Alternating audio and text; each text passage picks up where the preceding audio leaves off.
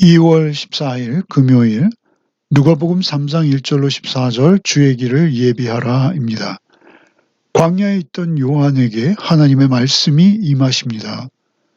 그는 주의 길을 준비하는 자로 저들에게 하나님의 말씀을 외치며 대언하기 시작합니다. 회개의 세례를 베풀며 저들을 주님 앞에 서도록 준비시키는 것이죠. 먼저 1절로 6절을 읽겠습니다. 디베르 황제가 통치한 지 15해, 곧 본디오 빌라도가 유대의 총독으로, 헤롯이 갈릴리의 분봉왕으로, 그 동생 빌립이 이드레와 드라고니 지방의 분봉왕으로, 루사니아가 아벨레네의 분봉왕으로, 안나스와 가야바가 대제사장으로 있을 때 하나님의 말씀이 빈들에서 사가랴의 아들 요한에게 임한지라. 요한이 요단강 부근 각처에 와서 죄 사함을 받게 하는 회개의 세례를 전파하니 선지자 이사야의 책에 쓴 바 광야에서 외치는 자의 소리가 있어 이르되 너희는 주의 길을 준비하라. 그의 오실 길을 곧게 하라. 모든 골짜기가 메워지고 모든 산과 작은 산이 낮아지고 굽은 것이 곧아지고 험한 길이 평탄해질 것이요 모든 육체가 하나님의 구원하심을 보리라 함과 같으니라. 당시에 권력자들이 소개되고 있죠. 소위 세상을 움직인다라고 여겨지는 그 시대의 최고 권력자들이 차례대로 소개되고 있습니다. 로마의 황제, 유대 각 지역을 분할 통치하고 있던 왕들, 그리고 제사장들이 소개되고 있습니다. 최고의 권력자와 최고의 종교 지도자들이 소개되는 것이죠. 그들이 세상을 자기의 생각이나 말로 쥐락펴락 바꿀 수 있는 힘이 있다고 여겨지는 그러한 인물들입니다. 그들의 이름이 구체적으로 모두 기록된 후 바로 그때 그들이 통치하는 듯한 그 세상 속에 하나님의 말씀은 뜻밖의 빈들에 있는 사가랴의 아들 요한에게 임했다 이렇게 말씀하시죠. 황제의 궁궐이나 왕들의 왕궁이나 혹은 성전과 같이 화려하며 실권을 가진 자들이 사는 곳이 아니라 삭막한 모래바람만이 날리는 빈들, 곧 광야에 하나님의 말씀이 임하셨다라는 것이죠. 오히려 세상과 동떨어진 곳 광야. 그러나 이스라엘이 잉태되고 하나님과 오히려 가장 가까워졌던 그곳입니다. 힘있는 세상의 권력자가 아닌 하나님 앞에서 그 구약의 말씀을 붙들고 씨름하고 있었을 그 늙은 제사장의 아들 세례자 요한에게 임하시는 것이죠. 하나님의 말씀은 바로 그 광야에서 구약의 말씀과 함께 메뚜기와 석청을 먹으며 살아가고 있는 낙타의 털로 대충 몸을 감고 있던 요한에게 임했다라는 것이죠. 특별히 이사야의 말씀이 인용되며 그 세례 요한이 누구인지를 비춰주고 있습니다. 그가 전파하는 것은 죄사함을 받게 하는 회개의 세례였다라고 말하죠. 주님을 맞이하기 위해서 그들은 하나님과의 관계를 새롭게 함으로 더욱 주님 가까이 나아갈 수 있게 준비시키시는 것이죠. 오실 길을 준비하는 것, 그것은 골짜기가 메워지고 산들이 낮아지며 굽은 것이 곧아질 뿐 아니라 험한 길이 평탄해지는 것이라는 것이죠. 이것은 은유적 표현입니다. 이 일을 세례자 요한이 감당한다라는 것이죠. 그 메시아의 구원 사역을 방해할 수 있는 각종 장애물과 그 인간의 거짓과 교만, 악행들이 이제 변화되어질 것을 촉구하는 것이죠. 여기에 굽은 것, 속이는 것을 말합니다. 그 굽은 것이 곧아진다라는 것은 곧아지는 것은 정의로워진다라는 것을 의미하는 것이죠. 굽은 것이 곧아진다는 것은 속이는 자가 정의를 따르는 자가 된다는 의미가 되는 것이죠. 험한 길은 악을 따르는 자들이 도사리는 그러한 길입니다. 그 험한 길이 평탄해진다라는 것은 악을 따르던 자들이 회개하여 평안을 이룬다라는 의미로 받을 수 있습니다. 결국 그들이 마음을 돌이켜서 주의 오실 길을 예비하며 주님 맞을 준비를 하자는 것입니다. 요지는 돌이켜서 회개함으로 주의 오심을 준비하라는 것입니다. 6절에 모든 육체가 하나님의 구원하심을 본다라고 하시죠. 하나님의 아들이신 메시아 곧 그리스도의 성육신을 경험하여 직접 볼 수 있을 것이다 라고 선포하는 것이죠. 그리고 이제 이어서 그 말씀을 전하십니다. 7절부터 읽겠습니다. 요한이 세례받으러 나오는 무리에게 이르되 독사의 자식들아 누가 너에게 일러 장차 올 진노를 피하라 하더냐. 그러므로 회개에 합당한 열매를 맺고 속으로 아브라함이 우리의 조상이라 말하지 말라. 내가 너에게 이르노니 하나님이 능히 이 돌들로도 아브라함의 자손이 되게 하시리라. 이미 도끼가 나무 뿌리에 놓였으니 좋은 열매 맺지 아니하는 나무마다 찍혀 불에 던져지리라. 무리가 물어 이르되 그러면 우리가 무엇을 하리이까? 대답하여 이르되 옷 두 벌 있는 자는 옷 없는 자에게 나눠줄 것이요 먹을 것 있는 자도 그렇게 할 것이니라 하고 세리들도 세례를 받고자 와서 이르되 선생이여 우리는 무엇을 하리이까 하매 이르되 부과된 것 외에는 거두지 말라 하고 군인들도 물어 이르되 우리는 무엇을 하리이까 하매 이르되 사람에게서 강탈하지 말며 거짓으로 고발하지 말고 받는 급료를 족한 줄로 알라 하니라.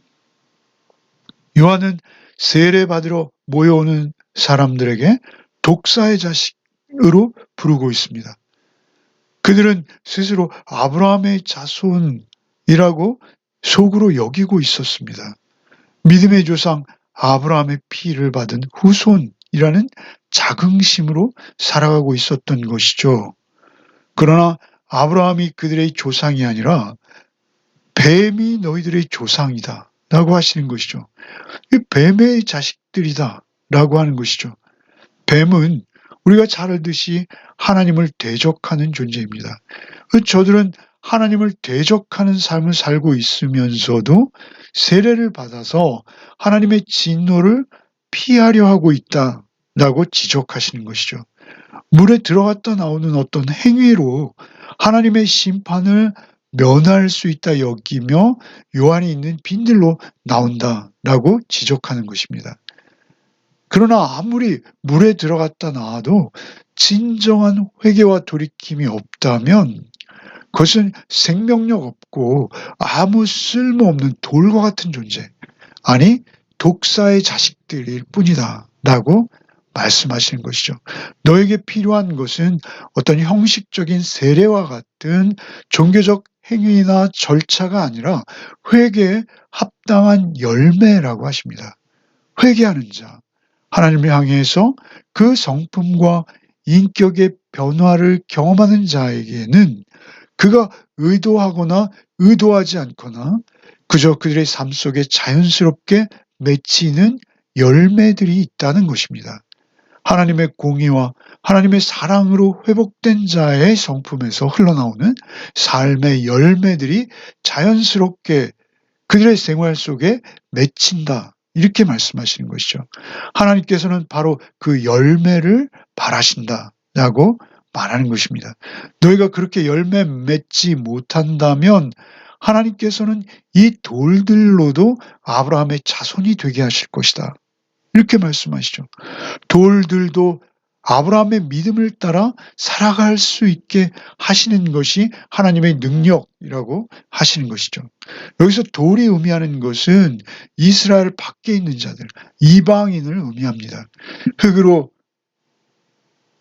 사람을 빚으시고 생기를 불어넣어 아담을 창조하신 그 하나님의 능력은 이 돌들, 곧 전혀 구원받지 못할 것처럼 여겨지는 이방인들일지라도 하나님의 형상, 곧 하나님의 인격으로 회복되는 역사를 하나님의 능력으로 일으키실 것이다 라고 하시는 것이죠. 이미 그 도끼가 나무 뿌리에 놓였다라고 말씀하시죠. 긴박성, 회개의 긴박성을 강조하시는 것입니다. 하나님의 심판이 가까웠으니 회개하라는 것이죠. 세례 요한이 이 말씀을 선포할 때는 우리가 잘 알고 있듯 AD 30년경이죠. 그리고 이스라엘은 결국 AD 70년에 로마에 의해서 망하는 것을 우리는 알고 있죠. 결국 그들은 요한의 경고를 가볍게 여겼다라는 것을 증명하는 것이죠. 그들은 열매는 없고 무성한 외적 형식의 잎사귀만 보이고 있었어요. 예수께서 지적하지 않으십니까? 무성한 외적 종교 행위만을 강조하며 위선을 떨다가 심판을 면할 수 없게 되는 것이죠. 오직 열매를 맺으라 하십니다. 열매는 무엇입니까? 의식적 규례나 종교적 계율이 아니라 아주 실제적인 삶의 변화를 요구하시는 것입니다. 옷과 음식을 나누는 것이 회개한 자에게서 마땅히 자연스럽게 흘러나오는 행위라는 것입니다. 소외된 자, 그리고 가난한 자들을 돌보고 진정으로 그들도 우리의 이웃으로 대우할 수 있을 뿐만 아니라 그들을 섬길 수 있는 것, 그것은 회개한 자에게만 맺히는 열매라는 것이죠.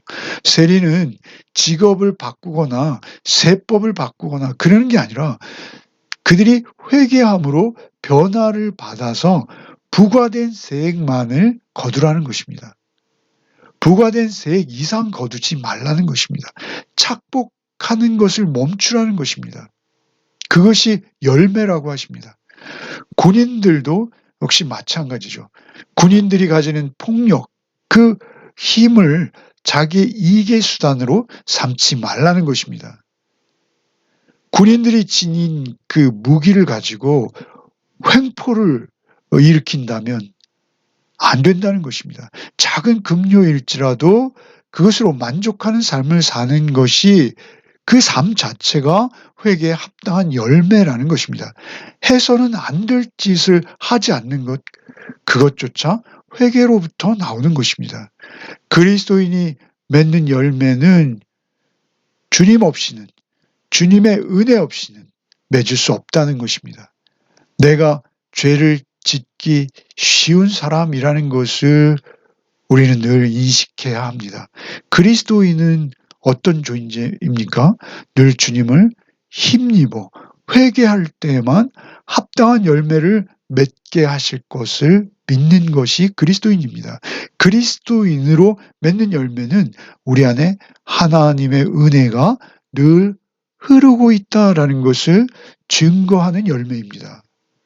오늘 하루도 오직 주님과 동행하시는 하루의 삶을 살아내는 은혜가 있으시기를 바랍니다. 기도하시겠습니다. 오직 주님만을 힘입기 원합니다. 오직 주의 대속의 은혜 가운데 오늘 하루를 살게 하여 주시옵소서. 그 은혜를 힘입어 살 때 오직 정직하며 순결하여 주께서 바라시는 열매 맺는 하루의 삶이 되게 하여 주시옵소서.